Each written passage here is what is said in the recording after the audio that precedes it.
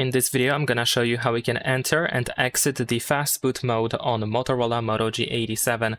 If you want to go to the Fastboot mode, then first of all, we need to turn off our phone. So I'm gonna use the power button and volume up button at the same time to open the power menu, just like that. And then you want to power off. And we need to wait for the phone to completely shut down.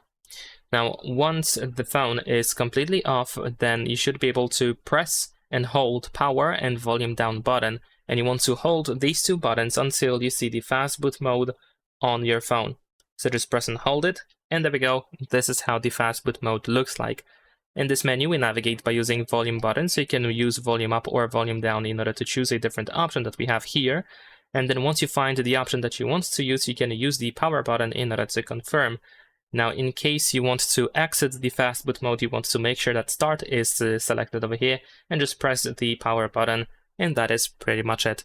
Leave a like and subscribe.